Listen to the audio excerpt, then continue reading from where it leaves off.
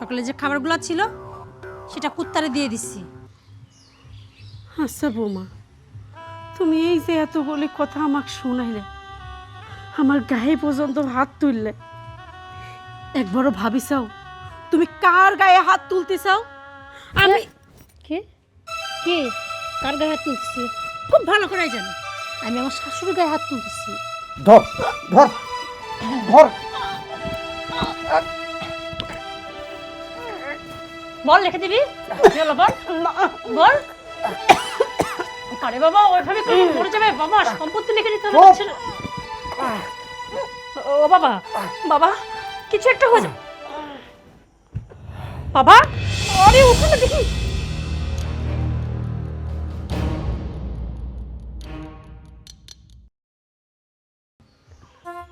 বৌমা, বৌমা, জি আম্মা আসি। কি হয়েছেটা কি বলেন তো, ডাকছেন কেন?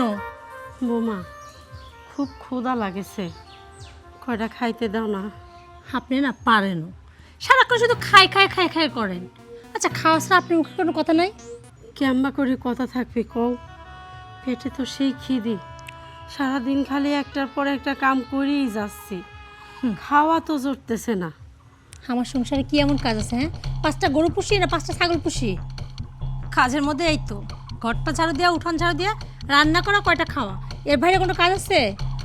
বৌমা, আমি অসুস্থ মানুষ, তুমি যেটুকু আমার কাম করাও এটাই আমার জন্য মেলা হয়ে যায়। দেখো আমার ছাওয়ালের তো যথেষ্ট টাকা পয়সা আছে, তাহলে তুমি একটা তো এইটুক কাম করার জন্যে কামের লোক রাখতে পারো। কি করবো তারপরে? কি করবো? কাজের লোক না? বাবা মুখ দিয়ে অনেক কাজের লোকের কথা শুনছি। তুই জানিস একটা কাজের লোক রাখলে কত টাকা দিতে হয়? মাসে মিনিমাম 3 থেকে 5 হাজার টাকা তো দিতেই হবে। আর তাছাড়া তুই এই বাড়িতে থাকতে আমি কেন কাজের লোক নিব? হ্যাঁ শোন, খিদা লাগছে তো খাওয়া দিয়ে কথা, তাই তো? সারাক্ষণ শুধু খাই খাই করে। আচ্ছা ঠিক আছে, দেখছি ঘরে কিছু আছে কিনা। আর তুই তো ভালো করে জানিস সকালে যে খাবারগুলো ছিল সেটা কুত্তারে দিয়ে দিচ্ছি। আচ্ছা বৌমা, তুমি এই যে এতগুলি কথা আমাকে শোনাইলে, আমার গায়ে পর্যন্ত হাত তুললে, একবারও ভাবি চাও তুমি কার গায়ে হাত তুলতে চাও? আমি কে কে কার গায়ে হাত তুলতেছি খুব ভালো করে জানি। আমি আমার শাশুড়ির গায়ে হাত তুলতেছি। কি তোর ছেলের ফোন দিয়ে সব বলে দিবি? না, ফোন দিয়ে আমার ছাওয়ালে কিছুই কব না, সব ওই আল্লাহর উপর ছেড়ে দিছি। আল্লাহ যা ভালো করে ঠিক তাই করবি, একদিন এর ফল তুমি ঠিক পাবে। এক মুঠ ভাতের জন্যে তুমি প্রতিনিয়ত আমাকে অপমান করো, আজ আবার তুমি আমার গায়ে হাত তুললে। আরে তোমার কুত্তার খাবার জোটে, কিন্তু আমার খাবার জোটে না। কে আমি কি এই সংসারের জন্য কিছুই করিনি? কিছুই করিনি এই সংসারের জন্য। এই চুপ কর, তখন থেকে লেকচার দিয়ে যাচ্ছে। কি অধিসাপ দেখো, আল্লাহর কাছে বিচার দিচ্ছে। কি হ্যাঁ, আল্লাহ ওখান থেকে এসে কি করবে? আমার উঠাই নিয়ে চলে যাবে? তোর খাওয়া দিয়ে কথা না, আমি দেখছি কি আছে। চুপচাপ এখানে দাঁড়।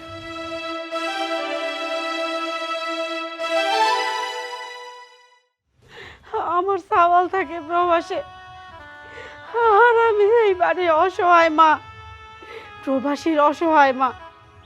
আমার এক মুঠ খাওয়ার জোটে না। এত কথা, লাঞ্ছনা গাঞ্জনা আমার আর ভালো লাগে না।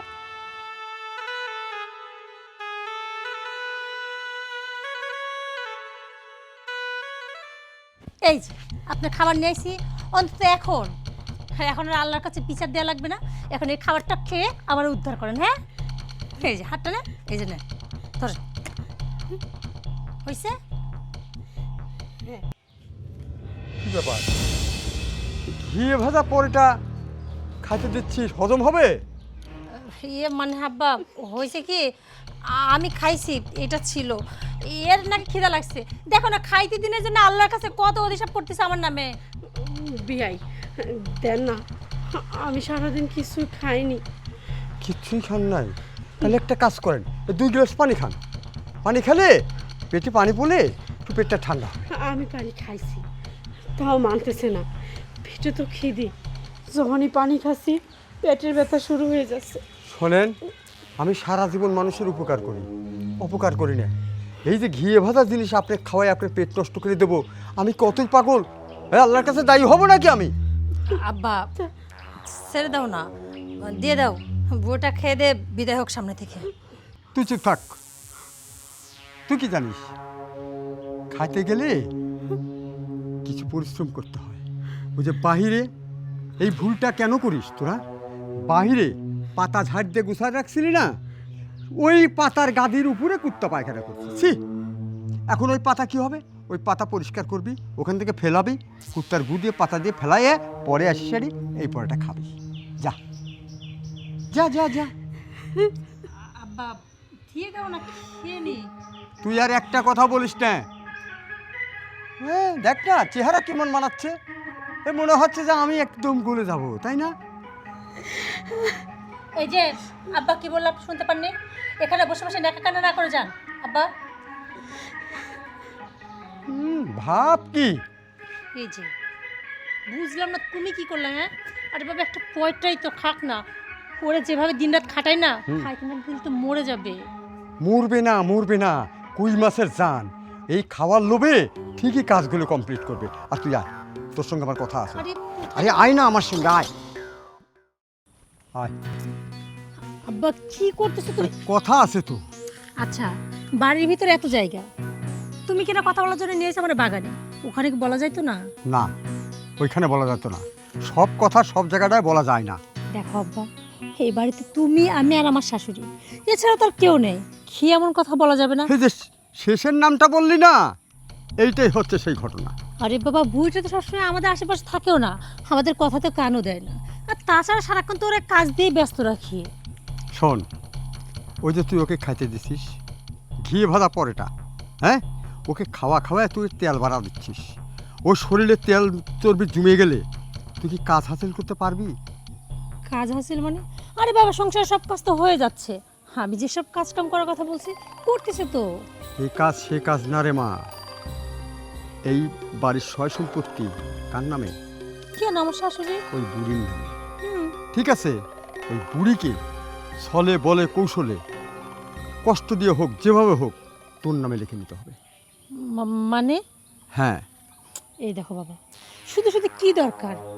আমার শাশুড়ির তার দু একটা ছেলে পেলে নেই, ওনার যা স্থাবর অস্থাবর আছে মৃত্যুর পর সব আমার স্বামীই পাবে। মাঝে মাঝে হয় কি, আমার বিশ্বাস হয় না যে তুই আমার মেয়ে। কারণ আমার মেয়ে হয়ে তুই এত বোকা! হ্যাঁ, আরে পাগল, আজকালকার যুগে সবাই চায় যার যার নামে শেষে নিয়ে নিতে।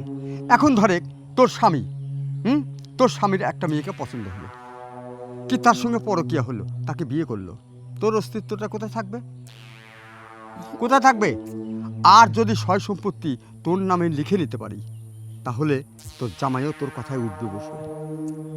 বুদ্ধিটা তো তুমি মন্দ দেওনি, কিন্তু তোমার কি মনে হয় ওই বুড়িটাকে বলার সাথে সাথে সম্পত্তি আমার নামে লিখে দিবে? আরে দিবে না, কায়দা করবি, খাওয়ার লোভ দেখাবি। এই যে এখন খাদ্য দিচ্ছিস না, তাই না, যেমন কষ্ট পাচ্ছে, তুই খাওয়ার লোভ দেখাবি। খাওয়ার লোভ যখন দেখাবি তখন দেখবি সে পরিবর্তন হয়ে গেছে। বা একটা জিনিস কিনে দেওয়ার লোভ দেখাবি। আর শেষ পর্যন্ত যদি কোনো লোভেই সে কাবু না হয়, শেষ মন্ত্র আমার হাতে আছে।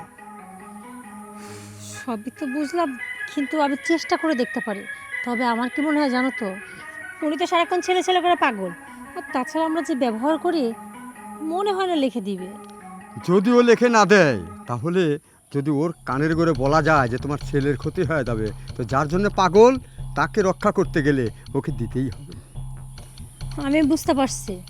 আচ্ছা ঠিক আছে, তুমি কোনো চিন্তা করো না, দেখি বুড়িটাকে বোঝায় সোজা কোনোভাবে সম্পত্তিটা হাতিয়ে নেওয়া যায় কিনা। কোনোভাবে না, আপ্রাণ চেষ্টা করবি, হাতিয়ে নিতেই হবে। আয় এবার আমার সঙ্গে, আচ্ছা ঠিক আছে। আয়।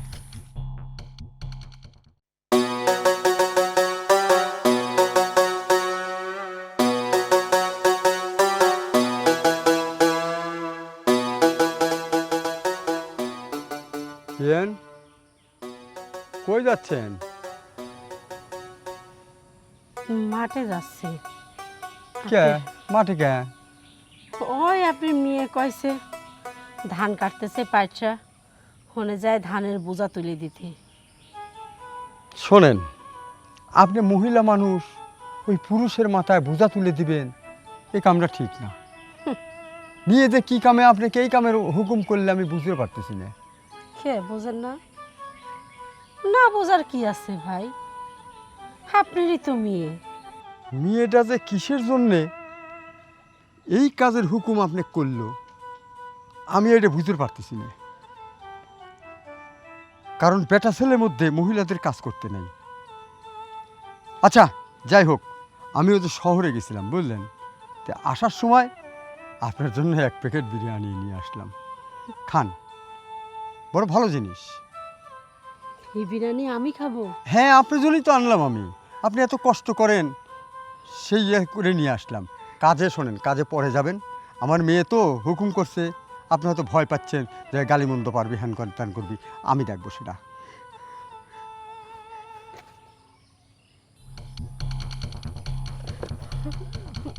কি হলো? না না বিয়াই, এই বিরিয়ানি আমি খেতে পারবো না নে। এই বিরিয়ানি যদি খাইছি এর ফল হিসাবে আমাকে অনেক কিছু ভোগ করা লাগবে। আমাকে মারধর করবেনি, অপমান করবেনি। দেখা গেল আপনার মেয়ে আমার পেটের মধ্যে হাত ঢোকাই দিয়ে এই বিরিয়ানি বাইর করে ছাড়বেনি। আমি এই বিরিয়ানি খাবো না নে, আমাকে আপনি মাফ করেন বিয়াই। আচ্ছা আমি শোনেন শোনেন শোনেন শোনেন, আমার মেয়ে সে যা করে আমি বলবো, আমি দেখবো, আপনি খান তো, আপনি খান। আপনি ঠিক করছেন। আবার কা আপনি ঠিক করছেন? আমার মেয়ে আজ পর্যন্ত দেখেছেন আমার কথার বাইরে চলছে? না, আপনার কথায় বাইরে যায়নি, তাইলে আমি খাই। খান, যান বসেন, বসেন, বসে খান।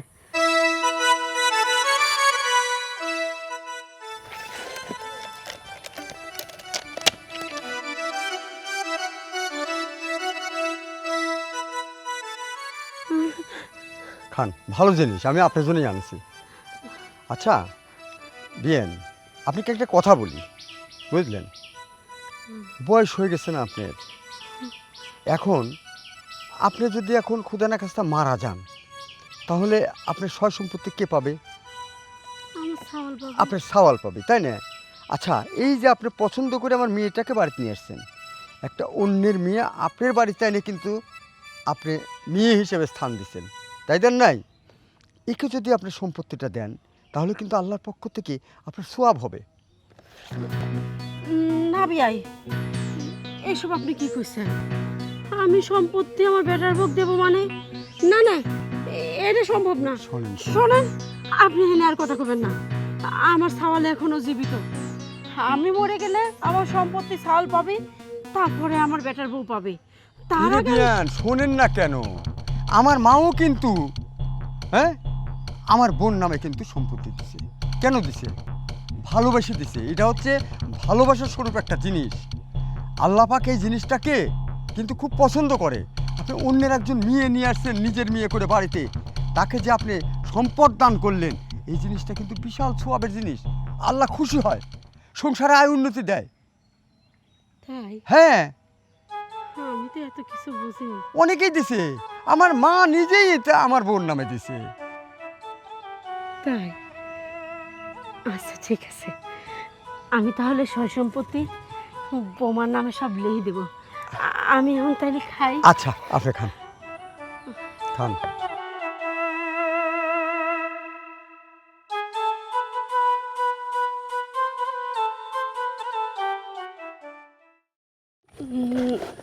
না না বিয়াই, আমার পক্ষে এত বড় বেইমানি করা সম্ভব না। আমার সওয়াল খুব কষ্ট পাবি। দেখেন, কে কি করেছে না করেছে তাতে আমার কিচ্ছু যায় আসে না। 1 প্যাকেট বিরিয়ানির লোভে আমি আমার মনুষ্যত্ব, বিবেক সব বেঁচে দেব। আমার নিজস্ব কোনো জ্ঞান নেই।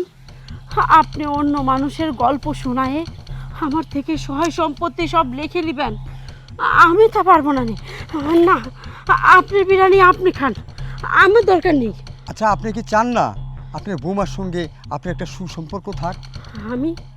আমি অন্তত এটুকু বুঝে গেছি, আপনারা দুজন লোভী লোভী, যারা কিনা বিরিয়ানির লোভ দেখায় শাশুড়ির সম্পত্তি ভোগ করতে চায়, তারা কোনো সময় ভালো মানুষ হতে পারে না। আপনি আর আপনার মেয়ে লোভী, এক নম্বরে লোভী। যা বুঝলে তাই করলি, যা তোমার সাইজ আমার মেয়েই করবে।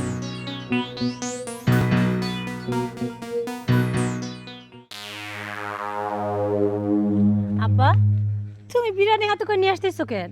আমার শাশুড়িকে বিরিয়ানি দাও নাই? বাদ দে তো, তোর শাশুড়ি বিরিয়ানি দেবো। তোর শাশুড়ি বিরিয়ানি খাইলে তো মানে বিরিয়ানি খাইতে বসছে। আমি শুধু বলছি যে জমি জমাগুলো আপনার ছেলে তো পাবেই, একটা মেয়ে নিয়ে আসছেন, নিজের মেয়ে মনে করে ওকে কিছু সয় সম্পত্তি দেন। ওরে বাবা রে বাবা, তেলে বাগুলো জ্বলে উঠলো। আমি আর আমার মেয়ে নাকি লোভী। ও আচ্ছা, হে কথা বলছো তোমারে না? ঠিক আছে, বইটার এত বড় সাহস তোমার মুখের উপরে না করে আবার বিরিয়ানিটা ফেরত দে।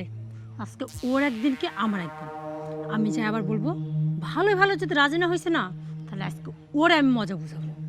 দাঁড়াও আমি দেখতেছি। দাও বিরিয়ানিটা। এইবার দেখবো বুড়ি, আমার মেয়ের সঙ্গে কীরকম ভাবে তুই পারিস। আমার সঙ্গে যে আচরণ দেখাইছিস, পারলে আমার মেয়ের সঙ্গে ওই আচরণটা দেখাস, দেখবো।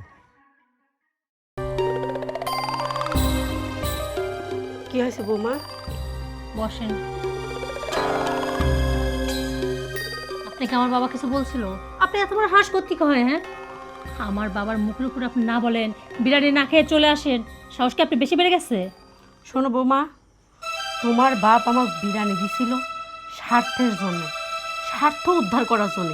কিন্তু যেই স্বার্থের জন্য আমাকে বিরিয়ানি দিতে চাইছিল না, সেই স্বার্থ কোনোদিনও পূরণ হবে না।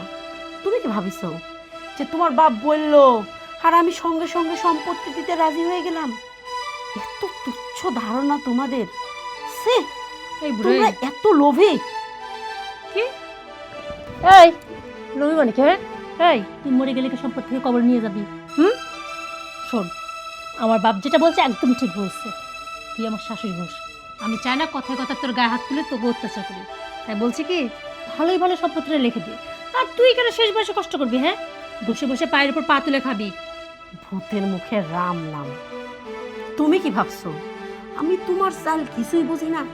এই সম্পত্তি নেওয়ার পরে তুমি যে কিভাবে আমার উপর অত্যাচার করবে, আমি কি সেটা কিছুই বুঝি না? আর তুমি কি ভাবছো এই সমস্ত কিছু বোঝার পর তোমাদের বাপ মেয়ের উপরে আমি সমস্ত সম্পত্তি ছেড়ে দেব? আমি কি এতই পাগল, এতই বোকা? সেটা এই, খবর খুব সাহস বেড়েছে না? মুখে মুখে তর্ক করিস। এই এক শ্বাস করতে কাছে বল, এক শ্বাস করতে কাছে সম্পত্তি লিখে দিবি? দিবি? না, দেব না। দেখো বাবা, ও কত বড় সাহস! ও বলছে সম্পত্তি নাকি লিখে দিবে না।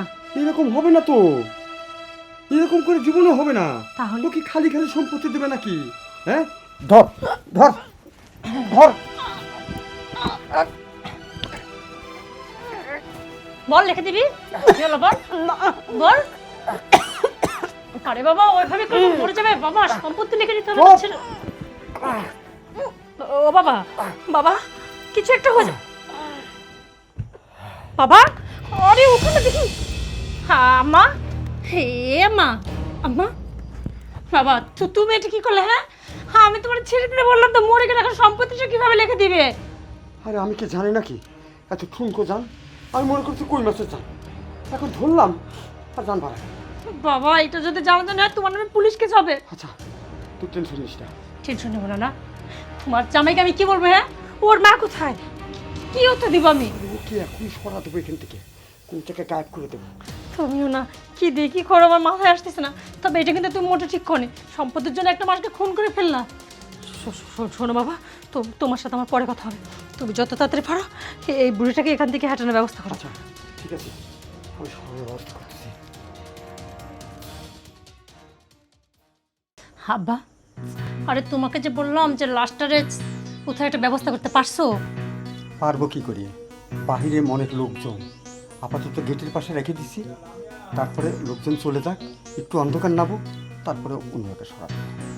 আরে অন্ধকারটা নেবে গেছে বুঝতে পারছি, তুমি গভীর রাতে কাজটা করতে চাচ্ছ না। হ্যাঁ বাবা শোনো, যেটাই করে সাবধানে, কিন্তু যাওয়া কাম করা তো করেই ফেলছো। এখন যে করে হোক কেউ জানা বুঝার আগে ব্যবস্থাটা নিতে হবে। তাড়াতাড়ি নিতে হবে। আরে সোহেল, তুমি কি কি কি ব্যাপার? তুমি কোথা থেকে আসলা? কেমন সারপ্রাইজ দিলাম তাই বলো। আরে বিশ্বাসই করতে পারছি না বাবা, মনে হচ্ছে আমি যেন স্বপ্ন দেখছি। এই চিমটি কাটো। আরে আমি তোমাকে চিমটি কাটি। তার মানে তুমি স্বপ্ন দেখছো না, যা দেখছো এটাই সত্য। আরে বাবা আসপা, তাহলে একটু খবরটা দিয়ে আসো। বাবা আপনি কি বললেন না, আমি যদি খবর দিয়ে আসতাম তাহলে কি এরকম চমকে দিতে পারতাম? এ দেখেন আমি সেই জায়গায় দাঁড়ালাম, আপনারা দুইজনই চমকে উঠলেন। আচ্ছা যাই হোক, তুমি আর বাবা মিলে গল্প করতেছো, মা কোথায়?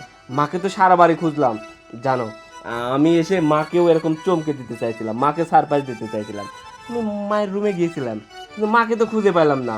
আমি ভাবলাম যে তোমার সঙ্গে হয়তো বাবু গল্প করতেছে। সোহেল, কিভাবে যে বিষয়টা বলি, আব্বার সাথে তো ওই বিষয় নিয়ে কথা বলতেছিলাম। আরে কি হয়েছে সেটা আমাকে খুলে বলো, মা কোথায়? মাকে না খুঁজে পাচ্ছি না। কি? বিকাল থেকে খুঁজে পাচ্ছি না। কোথায় যে গেছে, অনেক জায়গায় ফোন দিচ্ছি, কোথায় মায়ের খোঁজ নেই। বাবার সাথে সেই বিষয় নিয়ে কথা বলছিলাম, বাবা কি করব। বাবা বলতেছিল সোহেলকে জানাতে। আমি বলছিলাম না না, কিছু জানানোর দরকার নাই, তুমি ওই বাইরে থেকে এগুলো শুনলে তো চিন্তা করবা। এগুলো কি শোনালা? আমার তো মাথা কাজ করতেছে না। আমার মা নাই মানে? আমার মা একজন অসুস্থ মানুষ, আমার মা কোথায় গেছে? আরে সেটাই তো বুঝতে পারতেছি না, মাথা আমাকে না বলে কোথাও যায় না। সকালে সেই মানুষ বললো যে বৌমা খাইতে দাও, খাইতে দিলাম। তারপর বললো বৌমা আমি একটু ঘুমাইলাম, বিরক্ত করো না। আচ্ছা ঠিক আছে। তারপরে এই তো বাইরে বসেছিল, তারপর যে মানুষটা কই গেল কিছুই বুঝতে পারতেছি না। আমি সারাটা বিকাল প্রত্যেকটা জায়গায় তন্ন তন্ন করে খুঁজছি, কোথাও পাচ্ছি না। বাবা খালি পাড়া মহল্লায় খুঁজলে হবে না, প্রয়োজনে সারা এলাকায় মাইকিং করতে হবে। আর তা না হলে থানায় জিডি করতে হবে, পুলিশ আমাদের এই বিষয়ে সাহায্য করতে পারে। আরে বাবা জিটি হুটহাট করে করার দরকার নেই, জিটি করলে আশেপাশের লোকজন সব জেনে যাবে। আর তাছাড়া তুমি প্রবাসী থাকো, তোমার অনেক টাকা, এটা এলাকার সবাই জানে। কেউ যদি তোমার মাথায় উঠায় নিয়ে যায় তাহলে কি, সে যখন বুঝতে পারবে আমরা জেনে গেছি তখন তো মোটা অঙ্কের টাকা দাবি করবে। যে যত টাকাই দাবি করুক আমার মাকে খুঁজে বের করতেই হবে। আমি প্রয়োজনে থানায় যাব, জিডি করব, প্রয়োজনে আমি হাইকোর্টে যাব, যেখানে যাওয়া দরকার হয় আমি সেখানেই যাব। সোহেল টাকার কথা বলো না, মার যদি একটা ক্ষতি করে দেয় সেই চিন্তা করছো। তুমি এক কাজ করো, তোমার ফ্রেন্ড সার্কেলের কাছে এইটা ফোন দিয়ে খোঁজ নিয়ে দেখো না, কে কোনো যদি ব্যবস্থা করতে পারে। মাথাটা একটু ঠান্ডা রেখে কাজ করা লাগবে এখন, মাথাটা একটু ঠান্ডা রাখো বাবা। বাবা ওই কেমন করে মাথা ঠান্ডা রাখবো বলো?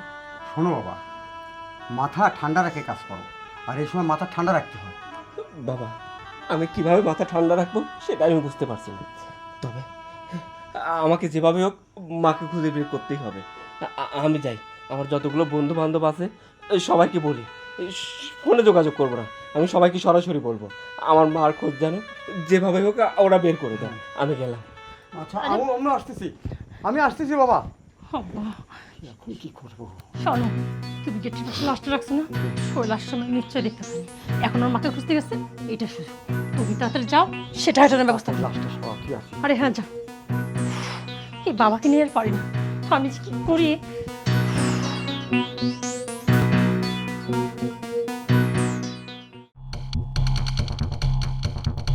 বাবারা কোনো খবর নেই, খুঁজতে গেছে গেছে। আল্লাহ, কি যে হবে। কে রে মা এখানে দাঁড়া রয়েছিস? হ্যাঁ দাঁড়ায় আছি, তুমি যে তখন খুঁজতে গেলা, খুঁজতে যাতে তুমি নিজে গায়েব হয়ে গেছো। এখন তো আমার চিন্তা হচ্ছে তুমি আমার শাশুড়ির মতো গায়েব না হয়ে যাও। আমি অনেক খোঁজা খুঁজেছি, কোনো জায়গায় খোঁজা বাদ দেয়নি, কিন্তু কীভাবে গায়েব হয়ে গেল আমি তো ধারণা করে পারতেছি না। আচ্ছা বা তুমি একটা কথা বলো, একটা তাজা মানুষ গায়েব হয়ে যায় এটা স্বাভাবিক কথা, কিন্তু তুমি নিজের হাতে যে মানুষটাকে খুন করলা, আমি নিজের চোখে দেখলাম। তোমারে বললাম আব্বা তাড়াতাড়ি লাশটারে তুমি সরাই দাও, তুমি কি বললা?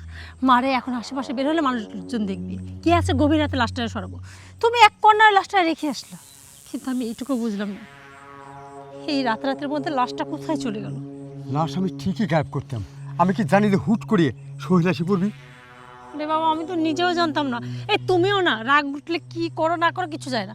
এখন তার আগে তুমি একটা বলো, একটা মরা মানুষকে হাঁটতে হাঁটতে কোথায় হারা গেল।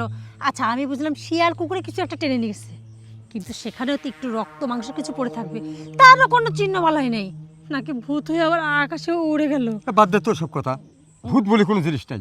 দেখো বাবা আমার কিন্তু সত্যি সত্যি ভয় লাগছে। আচ্ছা শোন, আমার কথাটা আগে শোনো, আমি যতটুকু শুনছি অপঘাতে মৃত্যু হলে বা খুন টুন করলে সে আত্মাগুলো নাকি ভূত হয়ে যায়। যদি সত্যি সত্যি এরকম হয় তাইলে রাতে এসে কখন আমার গলাটা না চেপে ধরে? আরে পাগল, অত ভয় পাস কে? ভূত বলে কোনো জিনিস নাই দুনিয়ার পর। আর যদি শিয়াল শগুনে টাইনে নিয়ে যায়, শিয়াল কুত্তে যদি নিয়ে যায়, ভালো কথা, খায় ফেলা দিবি, ও আর খোঁজ পাবে না। তুমি তো বিষয়টা বুঝতেছো না। শিয়াল করতে যদি সব অংশ না খায়, কিছু অংশ রেখে দেয়, আর সেটা যদি কেউ না কেউ দেখে, তখন আস্তে আস্তে প্রচুর হয়ে যাবে লাশটা কান। আর কোনোভাবে যে তোমার জামাই জানতে পারে যে ওইটা তার মার লাশ, তখন আমাদের দুইজনকে কি করবে? হ্যাঁ, থানায় দেখবা কোমরে দড়ি টানতে টানতে নিয়ে যাবে, তখন বুঝবে বোঝা। শোনো বাবা, তুমি জেল খাটবা খাটোকা, তুমি খুন করছো, আমি কিন্তু খুন করি নাই। আমি ওই জেলটা খাটতে পারবো না। আর এই যে সম্পত্তির কথা, আমি কি বলছিলাম নাকি? আমি তো বলছিলাম যে ওই বুড়োটা মরে গেলে তো তোমার জামাইরে থাকবে, কিন্তু তুমি আমাকে কি বলছিলে না তোর নামে সম্পত্তিগুলো কর। এখন বুঝো কি করব? সামান্য একটা ভুলের জন্যে এমন একটা দুর্যোগের মধ্যে পড়লাম। আসলে তো গেল কোথায় লাশ? আমার কিছুই মাথায় আসতেছে না। যাই হোক, এইদিকে তো সন্ধ্যা হয়ে গেছে। শোনো, এখানে বেশি দেরি না করে বাড়িতে চলো, চল। দেখি তোমার জামাই কোনো খোঁজ পাইলো নাকি। চল, জামাই খোঁজ পেলে তো সর্বনাশ। আল্লাহর কাছে দোয়া করার জন্য কোনো খোঁজটা না পায়। চল চল। চলো। এই, আরে কে দাঁড়ান? আরে দাঁড়াইতে বলছে না কে? ভূত ভূত ভূত, আব্বা ভূত, আব্বা ভূত, কি হয়েছে? কি আমার ভূত ভূত, আমার শাশুড়ি। তুই দেখতে পাচ্ছ না?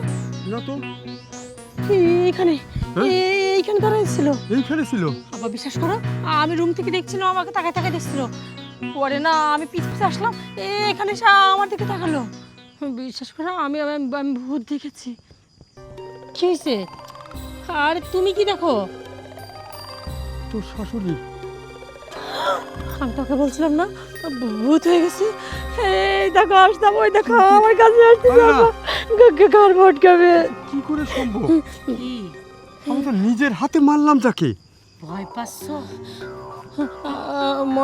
মরা মানুষ বেঁচে আছে। এই কথাটা জানার জন্যই এত নাটক, এত কষ্ট, এত স্যাক্রিফাইস, এত সময় ব্যয়।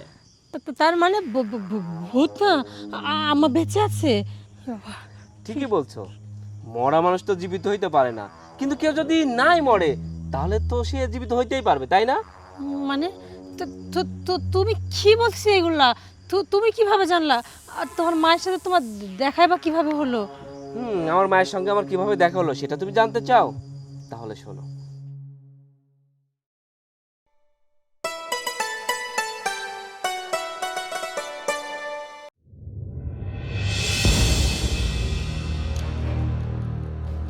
মা,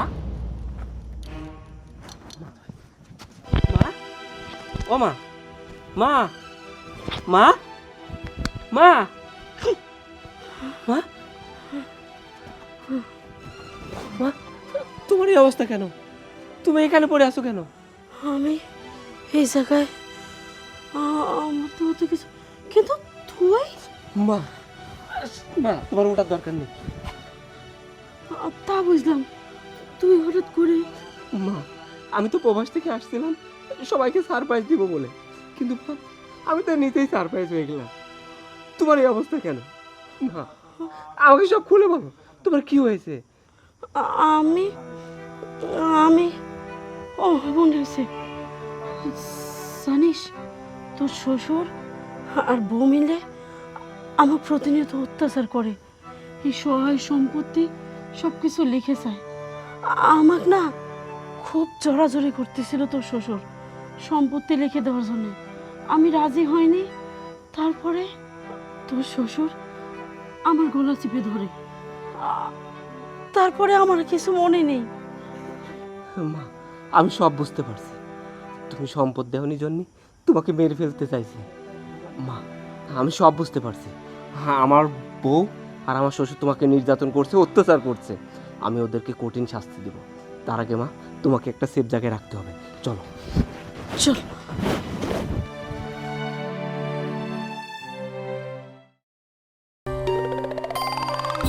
আমি যদি সেই দিন সময় মতো বাড়িতে না আসতাম, তাহলে হয়তো আমার মা মরে ভূত হয়ে যাইত। আমার মাকে আমি দেখতে পাইতাম না, কারণ তোমরা দুজন মিলে তো প্ল্যান করছিলা যে আমার মাকে মেরে ফেলবা। মেরে ফেলবা কি, মেরেই তো ফেলছিলা, তাই না? আচ্ছা, তোমরা যে আমার এই মাটাকে মেরে ফেললা, আমার মায়ের কি অপরাধ ছিল? কি অপরাধ ছিল সে তাকে মেরে ফেলতে হলো? আমার মা কি এমন অপরাধ করছিল? তোমরা দিনের পর দিন এরকম নির্যাতন করছো, অত্যাচার করছো। হ্যাঁ, আমার মায়ের একটাই অপরাধ ছিল, আমার মা তার জীবনের চাইতে আমাকে বেশি ভালোবাসে। একজন মা তার সন্তানকে কত ভালোবাসে তার প্রমাণ কিন্তু আমার মা দিয়েছে। একজন প্রবাসী এত কষ্ট করে টাকা উপার্জন করে, আর সেই টাকা তুমি ইচ্ছা মতো খরচ করবা, তোমার মনে যেটা চাইবে সেটা করবা, সেটা আমার মা করতে দেয়নি। এটা আমার মায়ের অপরাধ নাকি? আমার মায়ের যে সম্পদ আছে সেই সম্পদ তোমার নামে লিখে দেয় নাই, সেটা আমার মায়ের অপরাধ। আমি জানি তুমি কিছুই বলতে পারবে না, কিন্তু আমার মনে হয় কি জানো, অপরাধ আমার মায়ের না, সব অপরাধ আমার। কারণ একজন প্রবাসী কেন তার বউকে বিশ্বাস করবে? একজন প্রবাসী তার মাকে বিশ্বাস করা উচিত, তার মায়ের নামে অ্যাকাউন্ট করা উচিত, সবসময় মাকে ফোন দেওয়া উচিত।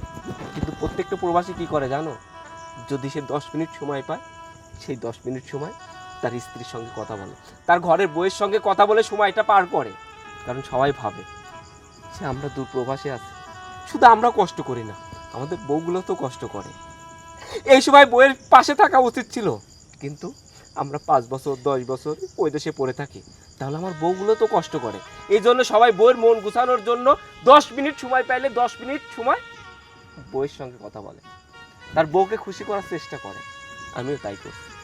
তুমি জানো 18 ঘন্টা 20 ঘন্টা ডিউটি করার পরেও আরও 4 ঘন্টা ওভার টাইম করতাম, যাতে বেশি টাকা পাঠাইতে পারি। তারপরে ঘুমানোর টাইম পেতাম মাত্র 4 ঘন্টা। সেই সময়ের মধ্যেও 1 ঘন্টা প্রতিনিয়ত প্রতি রাত্রে তোমার সঙ্গে কথা বলতাম, মায়ের কথা জিজ্ঞাসা করতাম, আমার মা কেমন আছে। তুমি বারবারই বলতাম আমার মা ভালো আছে। আর তোমার বাবার কথা বলি, তোমার তো একটা ভাই আছে, তোমারও তো একটা ভাবি আছে। ও, তোমার ভাবি তোমার বাবাকে বাড়ি থেকে বের করে দিছে, সেই প্রতিশোধ কি আমার মায়ের উপর দিয়ে নিচ্ছে? আরে তুমি যেদিন ফোন করে আমাকে বললা যে সোহেল আমার বাবা এসে আমাদের বাড়িতে থাকতে চায়, আমি একবারের জন্য না করে যাই।